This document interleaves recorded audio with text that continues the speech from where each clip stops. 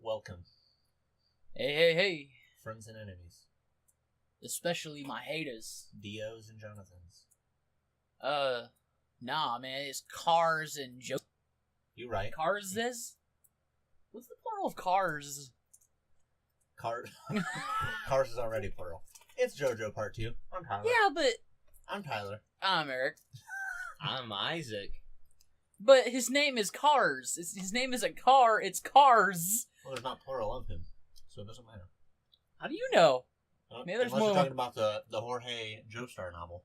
Oh yeah, doesn't he like... What's he get, like a stand power that clones him or something? Mm-hmm. That's hype. There's like 27 cars. Cars 2. Cars 3 Tokyo Drift. Okay, let's talk about JoJo. We kind of were. Alright, so, after the events of Part 1, back in the Unproductive podcast, episode 6? I don't know, I don't remember. I think it's 6. 50 years later, we've got a new Joestar boy. Is it really 50? Yeah. 1938. Lisa's 50 years old. Oh yeah, I forgot. Well, she's not 50. She's like... No, she's 50, yeah, but... So, She the doesn't Joestar bloodline has continued. Yeah, we got George, too. But... The second. I call him Gojo. And then, He dies. Yeah. Spoiler, I guess. he died before the story started. Yeah. Now we got Joseph. Joseph. Zoom on Joseph. Welcome to New York. Now, if we do this like we did last time, we can kind of talk about the characters in depth at the end. Okay. You want to do that? Doesn't matter to me. But Joseph is a lot different than Jonathan. And that's He's more of a street smart guy. And that's pretty important for the type of story. Yes. Yes. So we start in New York. Yeah. With our friend Smokey, Smokey Robinson. the slightly racist black character. You know, I'm not... Depending on what day you ask me, I lean back and forth whether or not... how racist it is. Okay. He's a pickpocket. A cowardly pickpocket. Yes. Who gets harassed by the police. And Joseph is like, fucking with him. He's playing with those cops because they're little bitches. Yeah. They wipe a booger on his face. It's gross. Who does that? Smokey snatches Joseph's wallet as he buys a fucking hot dog. No, he buys a Coke. He buys a Coke, yeah, there. Yeah. Buys a Coke. And he runs into an alleyway. Smokey's Smokey's head's cracked the fuck open by a baton. Let's mark that as the first bit of this. But he gets out okay, perfectly Some fine. things never change. Huh, yeah. And then, like... I for some reason, I just wanted to, like, talk about the cool stuff. I don't want to get bogged down on, like, the particulars of the story. Okay, This is Because how it all... just watch it, or read it, whatever. This is how it all begins. Joseph comes to New York with Oh Irina. my god, why did you start over? Well, everyone's just fucking going everywhere now. Alright, so let's just hit the big things. Alright, let's do it. Alright. The first major event is straight from Part 1, Strizo, however you want to call him. Strizo's correct, I'm pretty sure. They're named after dire straits. Yeah. So, Strizo's become a vampire. Yep. Because... He's like, yo. He's realized that Dio had the right fucking idea. Yeah. In his opinion. Yeah. So, And in my opinion. he becomes a vampire, and he's really the first, like, enemy that Joseph encounters. Yeah. Get some cool-ass moves. Yeah. Space Ripper Stinging Eyes. Space Ripper Stinging Eyes. Fucking eye lasers. Yep. He shoots his ocular fluid out as a laser. The Space Ripper Stinging Eyes. Yeah. Truly the greatest thing that has ever happened in anything ever. Close. I think we can all agree. Yeah. And it really shows off how Joseph is different than Jonathan because he doesn't fight him straight on. He pulls out a Tommy gun and shoots him. Yeah, he uses tricks. He uses like mind games. Yeah, he's like a fan of magic. Yeah, like he doesn't fight head on. He's in a straight on like come on fist fight type battle. He'd probably lose to Jonathan. Oh, more than likely. Even though I think Joseph is like better at Haman than Jonathan. But in terms of like just like a full on like utility box. wise, he's better at it than Jonathan, and Jonathan's better at full power. Oh yeah.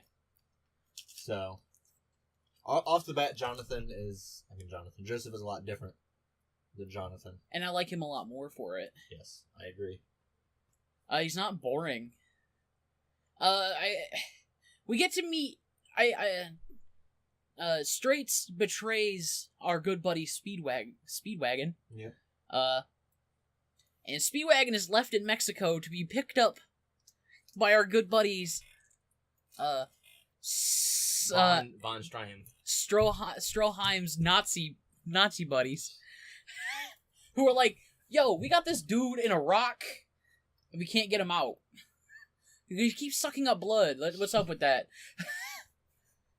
So, Stroheim, the craziest, coolest Nazi ever, like, unironically, just like the coolest Nazi ever. Yeah, he's the greatest Nazi that's ever lived. Yeah. And, like, you first see him, he's, like, being shaved by these Mexican women, and, like, one of them cuts him, and he makes her lick the blood off, just like, so you know he's evil. Well, kind of evil, I guess. And he's, like, interrogating our good buddy Speedwagon. Yep. And... He was a pretty old man at this point. Oh, yeah, he's an old dude. And Joseph has to go save him. Yep. And dresses up as a really, really ugly chick. Does not pass at all for a lady. Even though he has tequila. The most important thing. Oh, yeah. He somehow gets into the base, dressed as a Nazi. Sees the awakening of Santana the Pillar Man. Yes. This strange, naked humanoid being from the Rock. Yes. But not the Rock. No. He's not the Rock. He's not cooking up anything. Yeah, no. He's not gonna do a rock bottom. He's not Havel the Rock either. No. He's just a man from a rock. Yeah, yes. A quote-unquote pillar man. Yes. He's extremely powerful. Yes. Can't really hurt him. So my question is, so they call him Santana, or Sentiviento, depending on which dub you're watching. And so that turns out to be his actual name. Eventually, it doesn't make any sense. Yeah, that's okay. You just roll with it. Alright. And our good buddy Stroheim gets his, legs cut off. Yep. And blows himself up, because Santana starts to possess his body. Because he can do that. And he blows himself up. And then Joseph goes to Italy. And hangs out with our other good buddy, Caesar. Yeah. See, something important, Santana is able to be defeated because he's in the sunlight. Yeah. But he turns into a rock. Again. Yes. And then he's, held in a UV box. Yep. By the Speedwagon Foundation. Yes. So, like vampires, sunlight is a weakness for these things. Yes, which means Haman is a weakness. Indeed. Yes. So, yes, we travel to Italy with Joseph. Yes. World War II is about to begin. Yep, it's 1938. Yep. The Nazis are studying, mysticism and shit. Fun time. And so we're in Italy and we meet Caesar. Caesar Zeppeli, Zeppeli, however the fuck you want to say it. So you know something bad's gonna happen to him. The grandson, right? Yes. Zeppeli from part 1. Yes. William Zeppeli. And he's a cute, bishy blonde. Who's just as cool. And he and Joseph don't get along too well. They're pretty, Not to begin with. Pretty confrontational. They have different attitudes. Caesar thinks that Joseph is too lax. He also thinks he can just take on the Pillar Men at this point because they're in the East. Yep. With his bubble launcher. His stupid... He's got soap on his gloves that he, makes bubbles with. He puts Haman on those bubbles. Which is ironic, which makes them ironically, super cool. Yes. The way he uses them later. Yeah. Joseph has the clackers. And the clackers are pretty fucking metal, too, even though they're kind of lame. Yeah. I like how he gets his, But that comes important later on. Then, so we go see the Pillar Men, and then while they're in in Rome. Yeah, we've 3 more emerged from this other location in Italy. Wham! Yep. AC/DC, and Cars. And these are like the big boys. Like Santana's like a little baby compared to these guys. Yeah. And Cars is their leader. Yeah. They fucked the Nazis up. Yep. They basically fucking Caesar and Joseph stand no chance. Yep.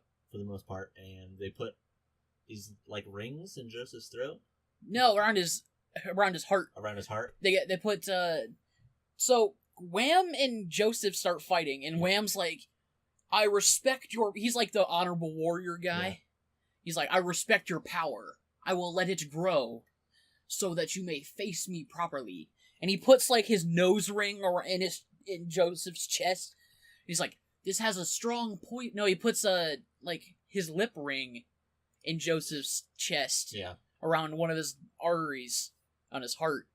It's like, when the time is up, a strong poison will be released. The antidote is in my nose ring.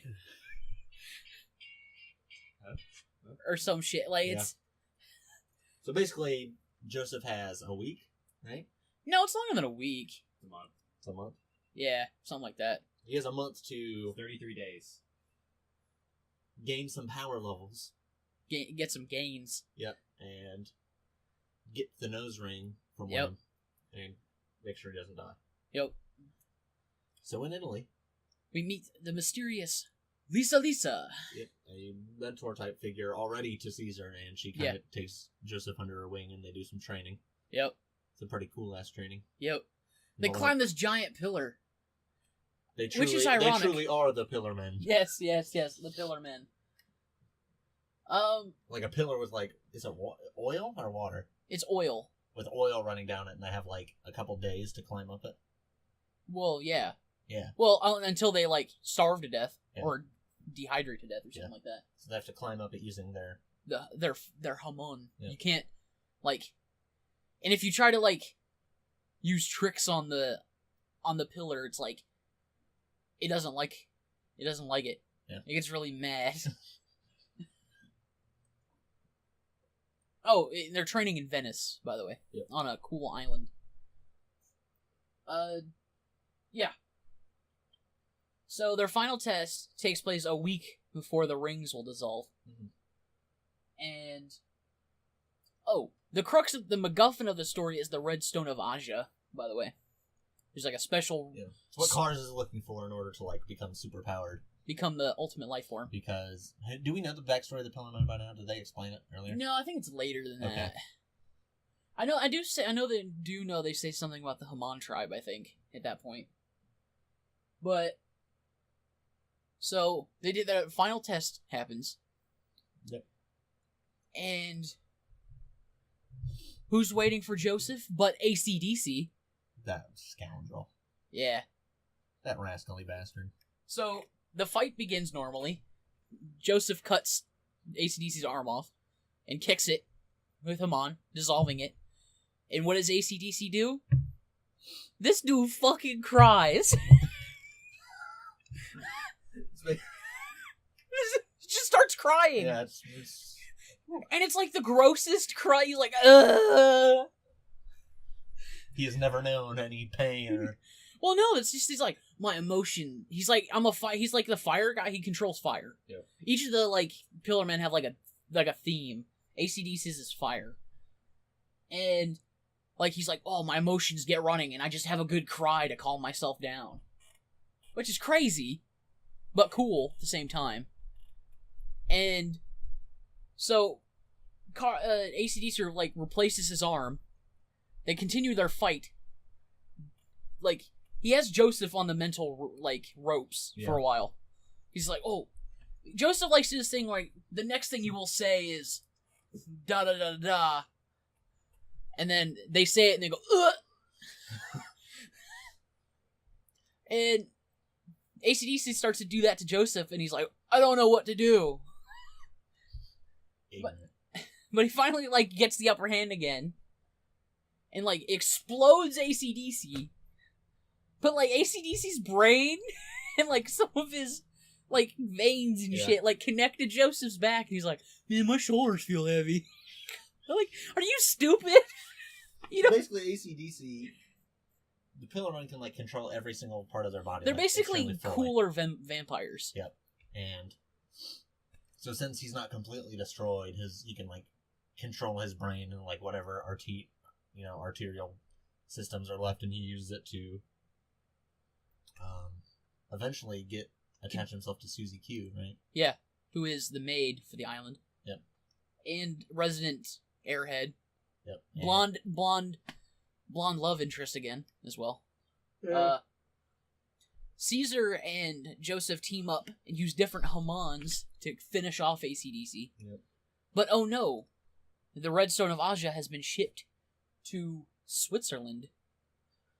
So our team heads there. Heads off to Switzerland in a car, which is like weird to me. It's just a car. They just go by car. Whatever. Far drive. Oh, I'm sure it's not. So they get stopped by some Nazis. Surprise, surprise. Yep. But who's with them? Stroheim? But Stroheim, because German science is the best in the world. It's a fucking cyborg. Yep. 1938, we got a cyborg Nazi with a machine gun in his stomach. Dude, he's Robo Hitler from Wolfenstein. It's basically the most metal thing that's ever happened. It gets more metal later. So they're like staying over.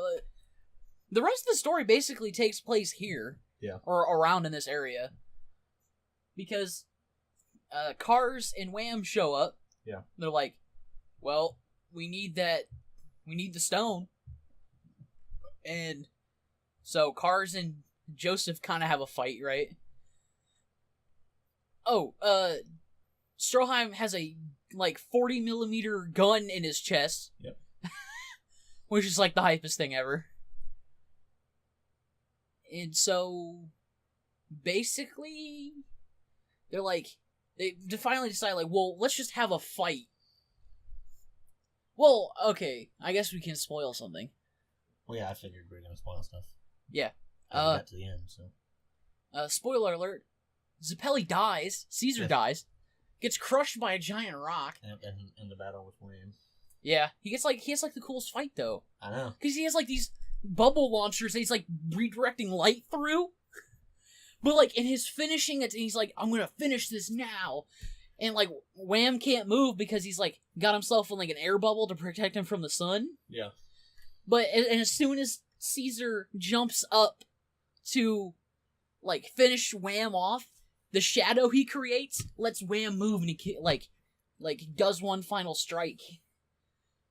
Which is, the hypest shit. The fight design in this series is the hypest shit. This is really when it starts to be pretty, where the JoJo fighting aspect of it comes in, where it's all about, weird-ass tactics and, mind games more than it is, brute force. Yeah. Because he wasn't ripping off of Hokuto no Ken anymore.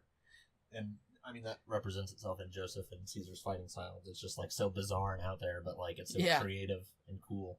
And when stands come in, they'll do the same thing, even to Except for Jotaro. Well, yeah, I mean, there's the exception, but as a rule of thumb. Yeah. So, Caesar is now dead. Joseph's pissed. Yeah. Because they've had a nice little arc where they've grown really close. Friend rivalry kind of thing. Yep. And so now they're well, they're gonna duel for the stone. Joseph against Wham, Cars versus Lisa. Mm-hmm. The Wham fight is super cool because it's a chariot race around this thing with vampire horses. Surrounded by an army of vampires. It's marvelous. Oh, dude, it's great. Wham has, the saddest death scene fucking ever. For a Pillarman. Well, yeah, for, an enemy. Because Wham wasn't much of, He wasn't Cars is really a dick. Yeah. And AC/DC and Wham aren't that dickish. Wham especially is, I respect, your strength. Yeah. And he just enjoys the fighting. Yeah, he's I am a true warrior. I did not want to kill children. Yeah. And so that fight ends, and Lisa and Cars start fighting. But, surprise, surprise, Cars didn't play fair. He's a dirty, dirty cheater. He cheated like Plankton cheated. This is a kickball, boy. And so, our buddies, the Nazis, show up. Yep. And they shoot these UV lasers.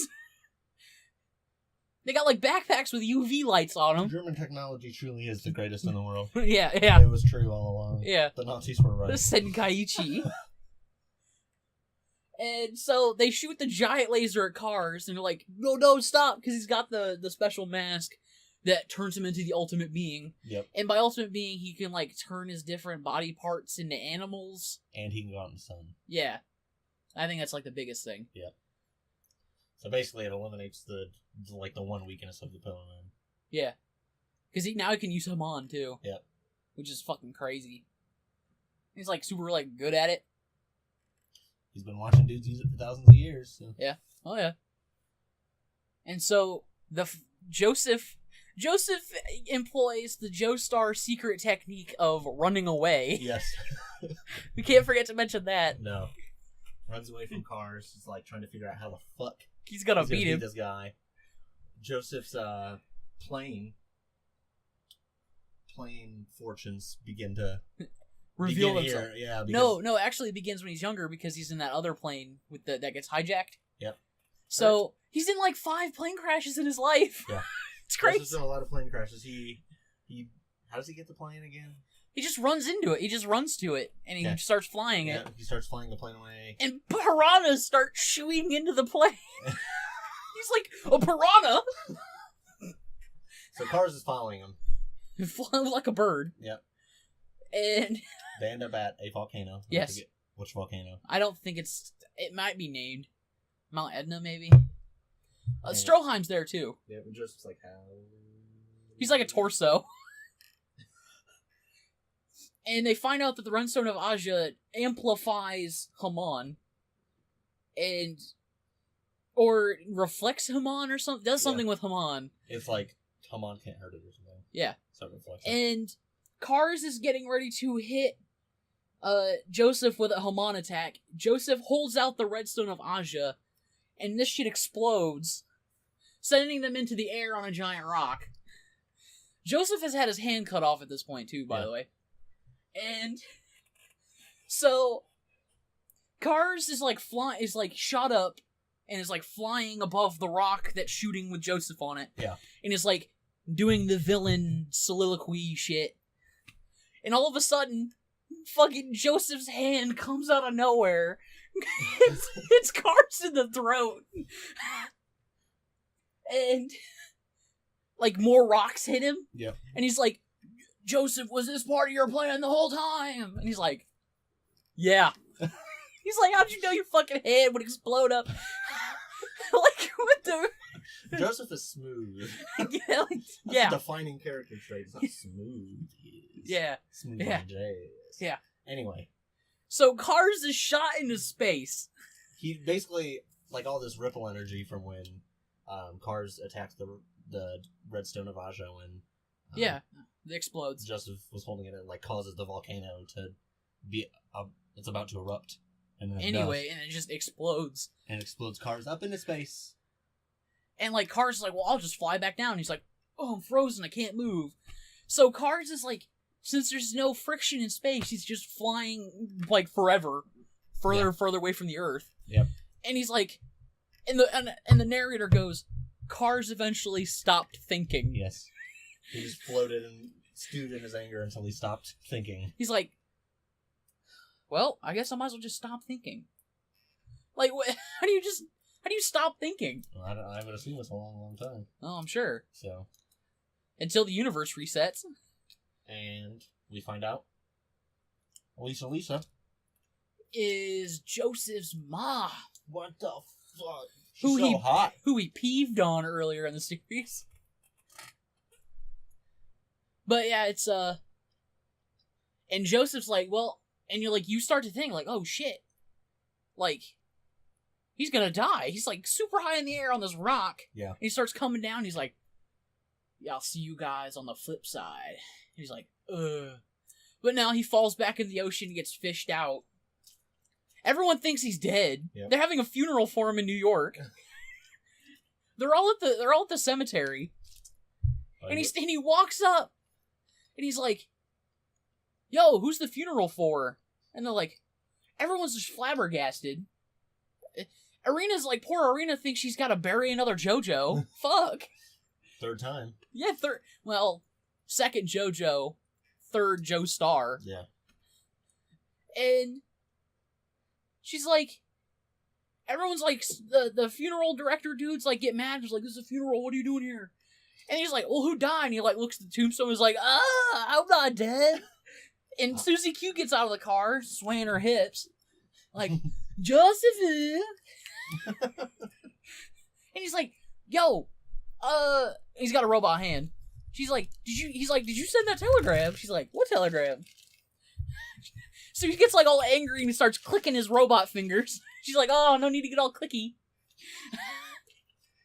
And everyone lives happily ever after. Kind of. Until part 3.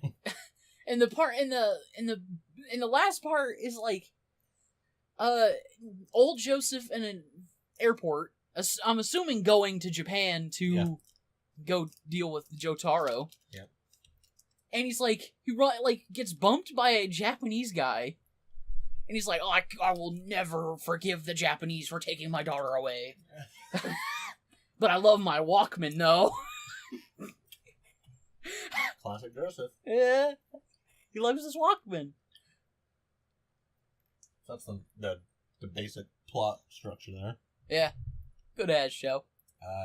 Yeah, overall it's way better than part 1. Oh, yeah. A lot more original.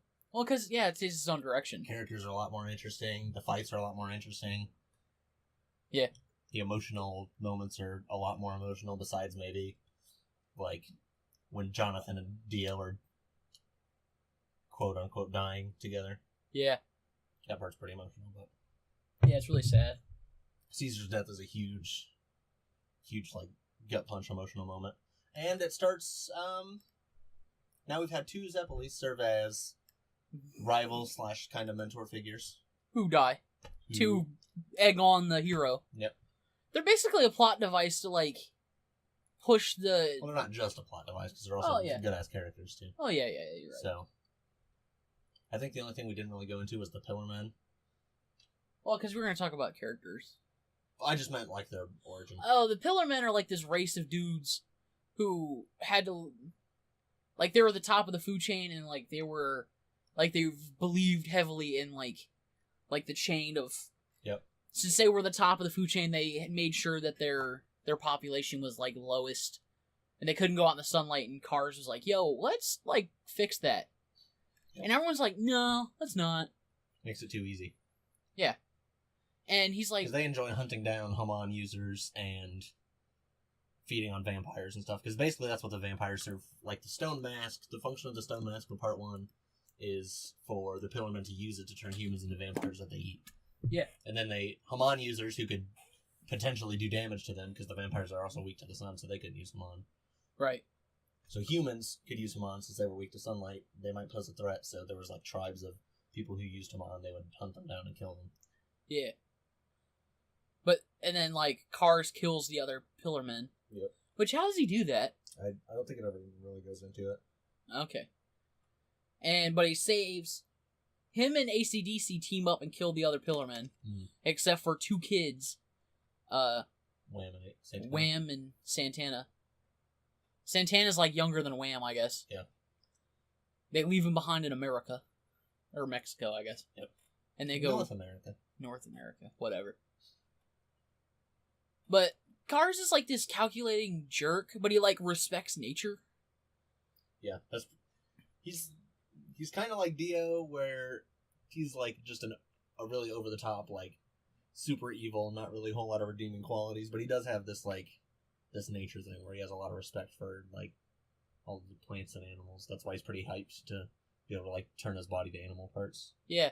He saves a dog from drunk drivers, And then he's like falling down this chasm during his fight with Joseph the first time. And he's like, he's about to fall in this flower, and he's like, nope. He like pushes himself off like a wall and shit. Between the Pillarman and Dio, in terms of who proves to like have better fighting scenes, it's obviously the Pillarman, I think. Yeah, well, especially Wham. But I prefer Dio as a villain. Yeah. In general. He's just so evil and especially loves the it. cars. Well, and like you know a lot more about Dio. Right. Like you basically see Dio's life. Yeah. In concurrence with Jonathan, so. Which is cool. Yeah, there's not. The main crux of part 1 is the bond between Jonathan and Dio, and there's not that similar hero-villain relationship in this one. No. Cars is almost like, by the end, he's basically just a force of nature that Joseph has to deal with. Yeah. Or else the world is fucked. He's less of a person and more of like a thing. And I guess we could talk about Wham.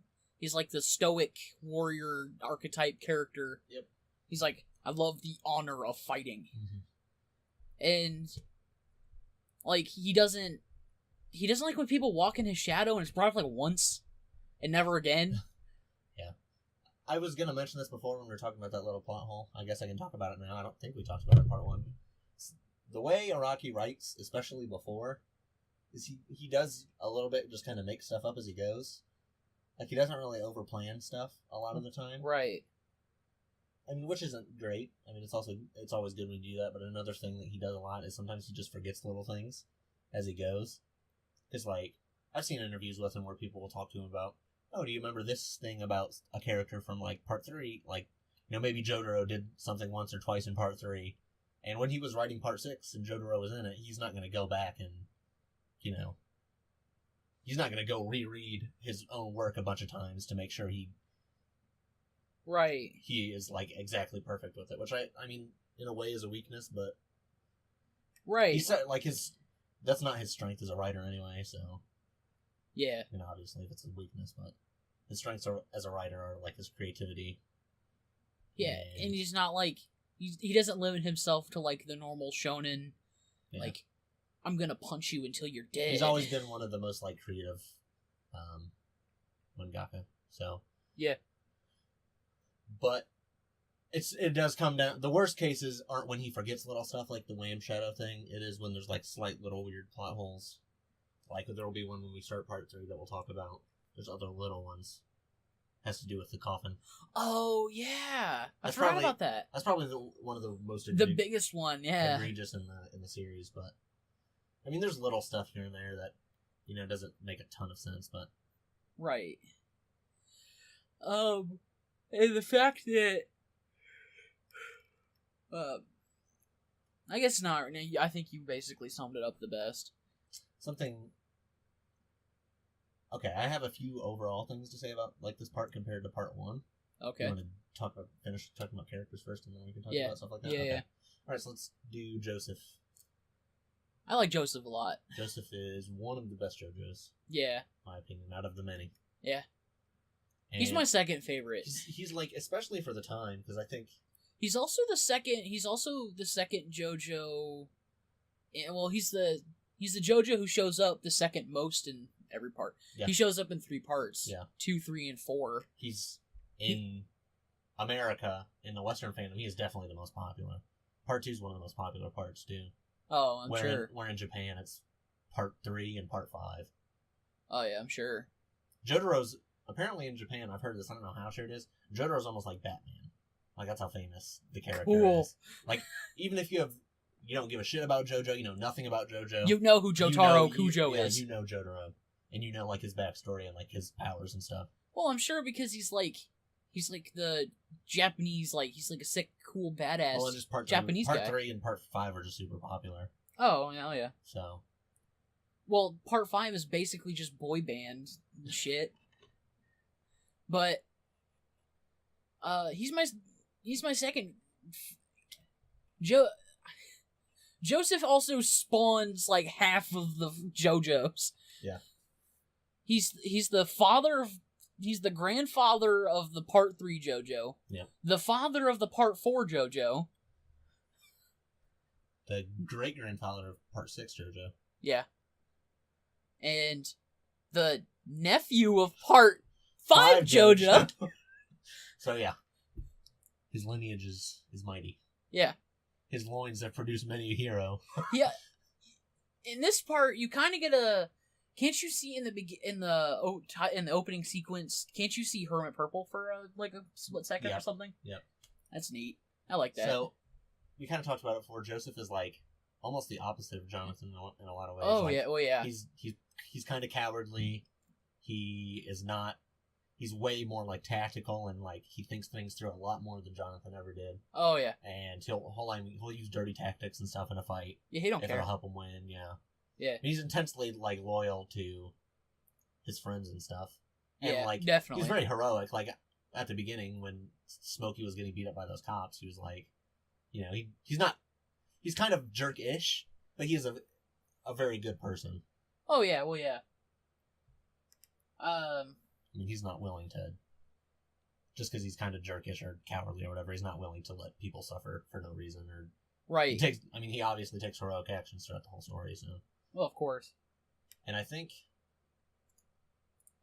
he just kind of represents everything that's, like, different about Part 2 compared to Part 1. Yeah. In terms of, he's tactical, and it, like, especially for...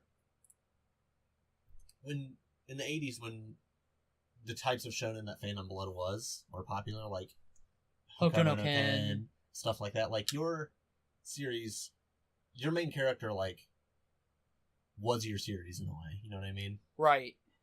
Like, your main character, I mean, it's still like that in a lot of ways, like, with Goku and Naruto and Luffy and stuff, they're, like, emblematic of their series. So not only did Araki kill off Jonathan, which is pretty crazy, but he brought in Joseph, who is, like, so antithetical to, like, all these other types of characters who are just, like, overly heroic and just, like, these upstanding guys for the most part, especially back then, that it was pretty crazy. And it showed that he was willing to be a lot more creative and go in different directions than most of his contemporaries were. So why is this part called Battle Tendency? I don't know. Did we... We kind of talked about why it's called Phantom Blood in that part. Yeah. Let's talk about it again, because I don't think we did. Alright, well. So, why do you think it's called Phantom Blood? Well, because of, like, it's the setup of, like, this whole series, and it's, like, a backstory kind of thing. Here's why I think it's called Phantom Blood. I could see it being argued that, like, Dio becomes a vampire, so he's not a human, so he has, like, phantom blood. Yeah. But that's dumb. Right. I think it's called Phantom Blood because it's about the bond and the relationship of JoJo and Dio. Oh, yeah, They're not related, though. Right. So they have phantom blood. Yeah, alright. They're related by phantom blood. Yeah, that makes sense. Battle Tendency is a lot more simple. Because he gets in fights a lot? Joseph likes to fight. It's got a lot of cool fights. Does, definitely. So Battle Tendency. I don't think there's anything to break down too much there, for the most part. Okay. I guess it makes sense. It sounds fucking cool, though. Oh, hell yeah. All the part names sound cool. Yeah. Even if, like, as they go on, they're more relevant to the story for the most part. Yeah. But they're all fucking cool. Right. And they usually, like... It's not like you see the name Battle Tendency, you're like, what the fuck does that have to do with anything? Like, you can make a clear connection, it's just not, like... Right. Super deep or anything, but... No. I mean, I think it's a good name. It fits. Yeah. So... Alright, so... What was the thing you really wanted to... Oh, I guess we're not done with characters. Caesar, our good buddy. Dead. Zeppeli. Yes. Watches his dad get eaten by the Pillarmen. Not that Will Zeppeli was not likable. Caesar's a lot more. Oh, yeah. A lot more likable, just because... He's just cooler. Yeah. And he's more antagonistic towards... Yeah, which makes him more interesting. Yeah. He's like, well, what's this guy's deal? Like, why is he such a jerk? And you find out why he's a jerk. Yeah. Because he's, like, trying to... His family's, like, super big to him, and he's got to... In his mind, he has to... He He has to like uphold their legacy or whatever. Yeah, right? That's what I'm looking for. And see, like, that's another like point of contention between Joseph and Caesar, is that like Joseph doesn't really care about his bloodline that much. Yeah. Like he's obviously not trying to mimic Jonathan or anything. No. Like Are they still rich? I'm not sure. Well, they must be. Yeah. At least somewhat. Yeah. Because he starts up the real estate business. Yeah. He's intelligent enough that no matter what he did, he probably would have been pretty successful. Oh yeah. He's determined and smart, so he would have been fine. He's like really good at real estate. Yeah. Which is cool, I guess. Joestar Real Estate. Did I buy a house from Joseph Joestar? Yeah, I guess. I feel like you might try to fuck me over. Maybe, I'm not sure. Yeah, kinda. He seems like he'd be upstanding in business at least. Kind of. I'd be scared like he'd hum on me though. So, yes, I mean Caesar's doesn't have like. Yeah, I don't know. He's fine. He works well in the story. He's a good character. His arc works. His relationship with Joseph is pretty interesting. Yeah. He's a fun rival, and when he dies, I mean, it's pretty emotional. It's so sad. Yeah. So the music. Then we have Lisa. Yes. The cool mentor. And, sexy mentor. Yep. And there's something the beginning parts of JoJo. Really, JoJo overall has a problem with for the most part. It's female characters. There's not a lot of good female characters. Like, besides Lisa, in the first 3 parts, every female, like, character that's good, a good character is like a love interest. A side character love interest, right? In the first 3 parts? Yeah. There's the villains in... That's what I'm saying. I mean, there's a couple villains in part 3 that are female. Yeah, who were pretty good. Yeah. But yeah, overall, they're just love interests. Even part 4 doesn't really have any. There's Joseph's mom, and Josuke's mom, and she's cool. But she's not really. What about important. Koichi? Yukako or? Yasuko, I think. There's that girl. But part 6 and part 8 don't have that problem at all. So yeah, part 6 is like it takes place in a female prison. So yeah, part 6 is almost all women. Part 8. The 2 primary characters, one's a man and one's a female, and they're both good characters, so. Yeah. But she's cool. She serves her purpose. She's the cool mentor, kind of like William. She doesn't die. No. It's kind of a interesting twist that she's Joseph's mom. Yeah. She uses Haman to stay young.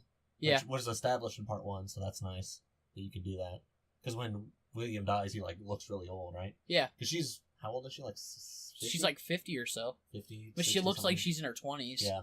And Straits mentions it too, because he's like, well, Haman keeps me looking younger, but I'm still getting old and I'm gonna die. Yeah. He's like, I don't want to die. And something cool, or not something cool, something like regrettable is that she gets in the fight with cars, but it's really like underwhelming for her. Yeah. Like she doesn't really. She's like the cool mentor, but she never really has like a cool fight, which kind of sucks. Yeah. It's kind of sad. Yeah, kind of. It would have been. I mean, would have been interesting. She's one of the most like legendary like Haman users in the whole series, so yeah, would have been cool to see her getting one good fight, but she doesn't really get that chance. She just kind of gets punked by cars because he's a bitch. Yeah. So. Yeah. But she's cool. Nice twist. Right. She like her backstory's kind of sad. Yeah. She marries George 2, I should say. Jonathan's son. Yeah. She was the baby that Arena escaped with, who was raised by Straits. Yep. Arena was pregnant at the time. Yep.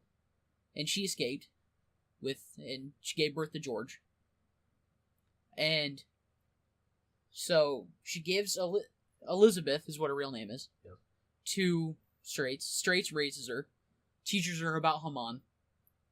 And then George and Elizabeth get married. Have Joseph. George gets killed by a vampire made by Dio. Well, a zombie made by Dio, I should say. Still running around. Yeah. Who is like his Air Force captain or some shit. Yep. So she had to like... Elizabeth kills the Air Force dude. Yep. And then runs away, leaves Joseph with Arena, and becomes Lisa. Yeah.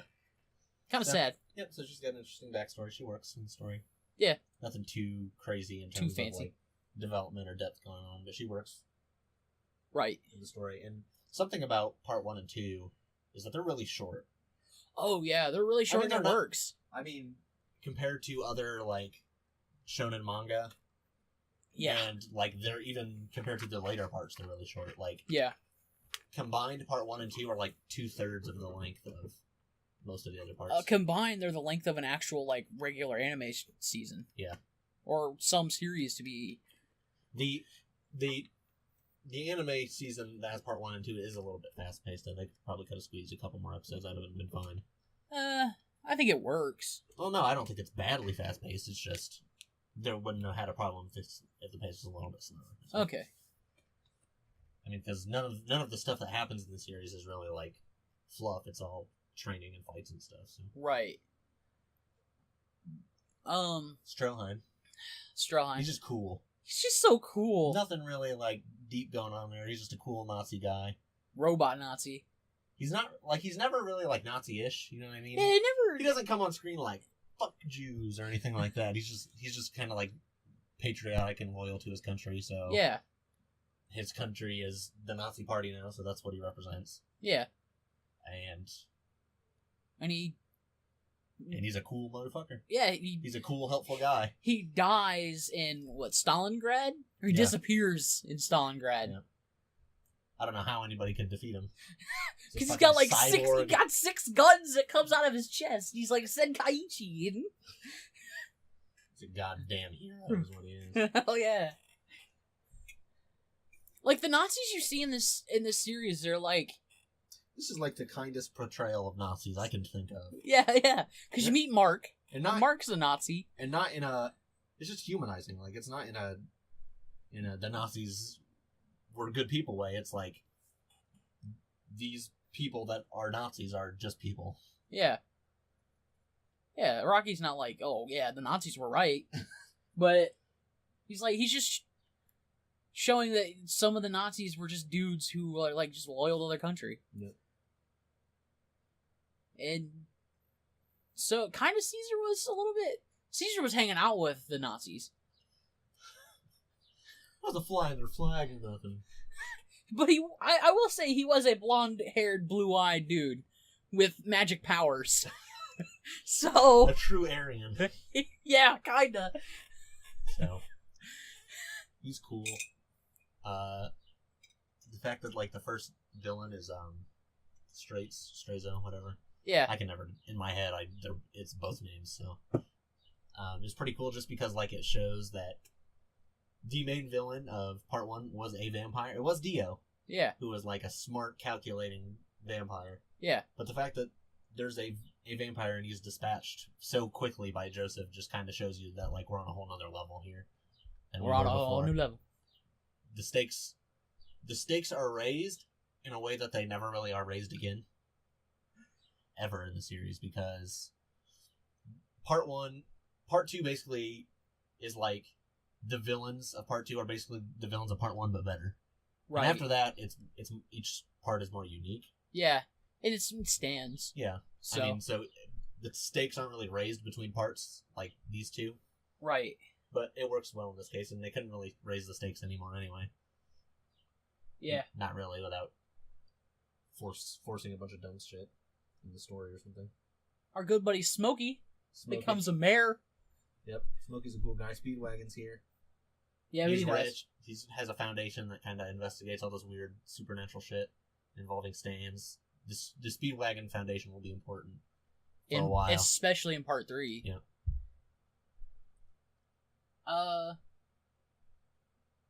Arena's there, kinda. Yeah, she's an old lady. Arena's there. She's fine. Susie Q's there. She kind of sucks. Yeah, kinda. She's just like she's the love interest. Just a love interest. That's basically the only function that she serves. Yeah. A lot of the characters in JoJo are just kind of there sometimes. Except for in part 3. Part 3, like, everybody's got, like, starting in part 3, the main casts are usually, like, 4 to 6 characters. And they have, like, their own episodes a lot of the time. Yeah, that's one benefit of the parts being longer is that, like, there's more characters and they're more fleshed out than they were before. But the good thing about part 1 and 2 being so short is that they're very focused. Yes. Like they don't wander. They're not these huge sweeping journeys. Part 2 is kind of like it's a world spanning type thing. They go to all these different countries, but it's mostly Europe. Part 3 really feels like an adventure across like half the world. Well, because it is. Yeah. It does a good. Because they go from Japan to Egypt. Like half of part 3 takes place in Egypt. Yep. Which is cool. So, I don't have much else to say about characters. No. Part 1 or part 2? What do you mean? Which one's better? Oh, part 2 by far. I'm gonna go with part 2. Isaac, you're alive. Part 2. JoJo gets better the further it goes on until you hit like part Pretty 4. much. As a rule of thumb, it's like the average amount of good it is basically just gets better. Yeah, definitely. It's interesting to see which parts are more popular in different parts of the world. Because in the Western world, like I said, part 2 is really popular. Isn't part 6 really popular? Part 4 is really popular. Part 6 is like it's more popular here than it is there. Well, yeah, because it's got girls in it. Girls are icky. Part 4 and part 7 are the ones that most people who have read the whole manga agree on are the best parts in the Western fandom. If you only watch the anime, then you probably think part 2 or part 4 is the best so far. I like part 3. And then in Japan, it's really part 3 and part 5. Those are the big ones. Part 7 and part 8 aren't super popular over there. Sounds reasonable. So, but I'm sure part of it is that it's just been around like so long. Like if the best story arc that Spider-Man has ever had came out next week, it wouldn't be as like popular as influential if it was mediocre, but it came out in like the 70s, you know what I mean? Right. The series has been around and JoJo's is really new to most of the Western fan base for the most part. Most of us jumped in about when the new anime came out. Yeah. Or they kind of knew about it from the old part 3 game too sometimes. And the OVA. Yeah. The OVA came out here. So. Which is cool, I guess. But yeah, part 2 is like really where I feel like where JoJo's becomes JoJo. Yeah. It really hits its stride. Yeah. Part 1 set a lot of like the groundwork of the plot and stuff. That would definitely like a lot of the backstory and stuff. But part 2 feels like, in terms of structure and in terms of like the style of story, that it basically would be for a long time. Yeah, which is good. I like it. Yep, it works. It's very creative. I mean, even now, like part 1 has kind of aged a little bit. Yeah, like it feels like a little bit more generic compared to. We also get more dudes named after bands in this part. Yeah, which is good. I like it. But part 2 still feels pretty like original. There's not really anything else too much like it. Hey, so I had a quick thought. All right. Sure. Are we going to review the American JoJo? Diesel or whatever it's called? Diesel. Like the American, like some dude ripped off part 3 of JoJo. At least he ripped off Jotaro to make like some dude like named Diesel or whatever. And he had like a giant muscular blue like a stand. I mean, sure. It's like a comic series. I can't remember what it's exactly called. That ripped off JoJo. Let's talk about Persona.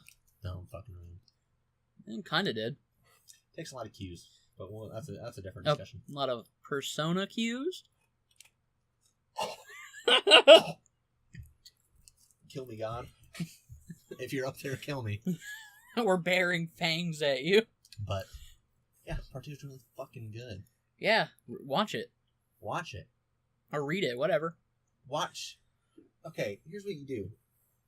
If you like shonens at all, if you like battle manga at all, if you like just weird fucking nonsense, and somehow you haven't watched JoJo and somehow you're listening to this shit, watch it. Watch it. Read it. Read it, then watch it. Watch it, then read it. I don't give a shit. Do both. Bop it. Bop it. If you do read it, the art in part 1, especially in kind of part 2, is kind of it's goofy. It's kind of weird. Especially in part 1, it's kind of weird. Araki's a really good artist, but like he does get better. He's got really small faces for giant bodies. I think the worst. He doesn't really understand anatomy yet. If you look at some of like his stills or like his cover pages, you know what I'm talking about. Yeah, dude. Like, just look up like JoJo Phantom Blood cover pages, or And What stuff like also what is the clothing he draws people in? that. I don't know. Here's what Iraqi likes. He likes like classical art, fashion, and music. Yeah. So that's, I mean, the dude also doesn't age. no, because he will use the stone mask, and he feeds on humans to keep his youthful form. He and Stan Lee are gonna try to see who can live longer. But I don't. There's not a whole lot more to say about part 2 other than just like go watch it. Yeah. It's good. Part 1. The one thing I think part 1 does better than part 2, just especially in regards to the Joseph Dio thing. Yeah. I mean the Jonathan Dio thing. It's got a better villain, I think. Right. And like the core like relationship that defines part 1 is like super strong. It's relevant for most of the series. And well, yeah, Dio like it's just, I think it's like thematically stronger. Dio either shows up in or is referenced in every part up to part 6, except for 2 and 4, right? Because he shows up, he's the main villain of 1 and 3. His son is the main character of 4. 5. Oh, 5. He's relevant to the entire series. Basically, except for 2 and 4. He's still relevant. Is he really? Yeah, I mean, if it weren't for the stand arrows that he got any of yeah, that's true. Part 3 wouldn't have even happened, and if it weren't for him, then Lisa wouldn't be Lisa probably. Oh, that's true. Well, she'd still be Elizabeth Joestar, and she'd still have the Haman shit. So probably no. Well, no. Well, no. Yeah, that's true. Yeah. It's because of Dio that most of the stuff, like I said, it's because of Dio that most of the stuff happens in the series. Everything bad that happens in the series is because of everything Dio. good that happened. Dio is the main character of JoJo. Yeah. Dio Brando's bizarre lineage is what this fucking series should become. Especially part 5. So, but I think part 1's thematically stronger because part 2, it's just kind of about like pushing your limits. Yeah. Overcoming the odds. That's kind of Joseph's character in a nutshell. Yeah. Like he defeats, in quotes, basically the strongest character that in any... The 4 strongest dudes in the JoJo universe, basically. Setting, yeah. Like there's... And it's just these, like, James and Goliath type tasks. Joseph and Goliath. Right? Okay. I don't know the Bible. David and Goliath. Joseph. Well, I'm confused. Jonathan. Just stop. Joseph. Jotaro. Just stop. Josuke. The Book of Jotaro. Jorno and Jolene Joe versus Jammy. Goliath. Joe Jammy. David. Daniel in the Lion's Den. Anyway. Please just stop. What I mean, Jesus. Jesus is in part 7. These David and Goliath tactics. It's hot. These David and Goliath tactics are basically like, if there's a theme to part 2, it's about overcoming your odds, overcoming the odds against you. Overcoming adversity, using your brain and what you're good at in order to do what you think is right. Yeah. And also, if someone's a dick to you in a restaurant, be their friend. Yeah. Have a bird fight with them. Yep. Also, we didn't talk about it, but when I love how Joseph wears Caesar's headband. Oh yeah, that's fucking metal. Does yeah. he have it in part 3? No, I don't think so. The headband? Yeah. I don't think so. I wish he did, like as a necklace or like as a wristband or something. Yeah. because it got burnt up in the fight with Wamu. Yeah. See, Isaac's been quiet, but he's truly the most knowledgeable about part 2. Yeah. Do you have any big thoughts you want to say about part 2? It's not as good as part 5. Damn. Dropping truth bombs on us all. But how you just gonna say that? Part 5 is truly the best. Mrs. fucking Base God. Best character ever. Mrs. Base God, you don't know? Mista from part 5. Oh, okay. Basically all the characters in fucking part 5. We'll get to part 5. Eventually. But yeah, I don't... Yeah, I think that's it. So, yeah. See you guys later. Part 2's good. We'll do part 3 sometime. And then I get to talk. You talked a lot this one. I always... Because you didn't. Fuck you. Hey. We're being unproductive, bye.